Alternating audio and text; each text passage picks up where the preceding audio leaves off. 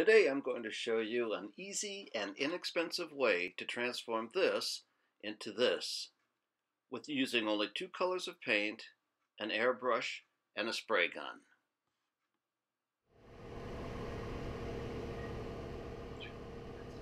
I begin with a blank canvas, having masked off the areas I don't want to get paint on, which includes the vertical trim line, the window sills and the windows above it, and the trellis at the far left end, as well as the air conditioner on the right hand side. I set the spray pattern to a narrow 3-inch wide pattern, and I begin to outline the work area. I make sure I get all the white space underneath the tape so that I don't have to come back afterwards and touch up the spot once the artwork has been completed. If I need a very clean edge, I use some clear paintable silicone available from any hardware store. Once I've gotten to the edge and outlined the working space, I change the pattern on the spray nozzle to 8 or 10 inches wide, and at that point things begin to move along a lot faster. So the paint is thick enough that it doesn't run. I use Dunn-Edwards exterior flat latex paint, and once I get it to the point where it's done, I just cover it up, and in no time at all, especially with the help of film editing, I've got the front of the building painted. After I've completed the front of the building, I move over to the next side of the building, and I repeat the process of outlining the work area and filling it in. And once I've got that completely painted, I let the paint dry for a moment, and then I tape off a 2-inch pattern using 2-inch wide tape. This is going to become the capstone, or the flat surface that rests above my rough cut red bricks. I press the tape down with my hand to create a seal, so when I airbrush the bricks, paint won't get underneath there. I use the actual windowsills as my guide.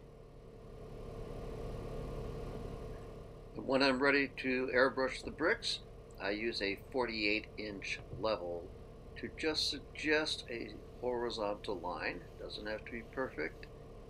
It's a light, misty spray pattern, and then I begin to paint bricks. Vertical lines, boxes, rectangulars, squares. This is what I call my coloring book.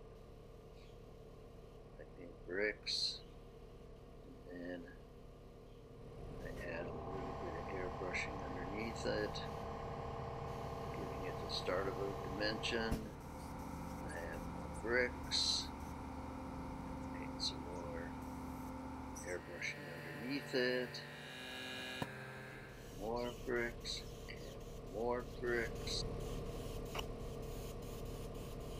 This is the fun part where the flat surface starts to take on a sense of dimension, and shadowing the lower part of the bricks with a little bit of spray. Same color brown, it's just the red brick background and a darker brown for the mortar and the shadowing.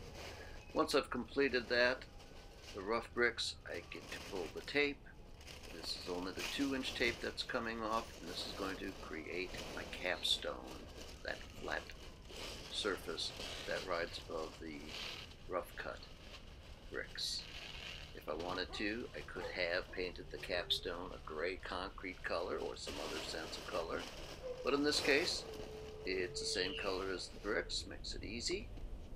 And I begin by painting a vertical line anywhere that looks good. In this case it turned out to be about 26 inches from the edge of the building, within 24, 26, whatever looks good.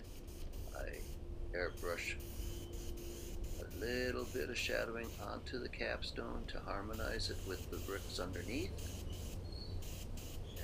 on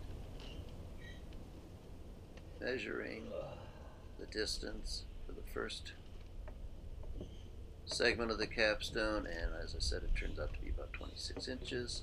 So I then make another vertical line about 26 inches away from the first one, airbrush a little bit of shading onto the capstone to harmonize it with the bricks underneath, and I repeat that process down to the end of the building.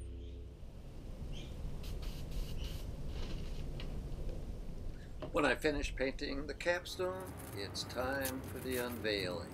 So we carefully pull the tape and the paper away, and voila, we have a red brick base on an otherwise white building. Thank you.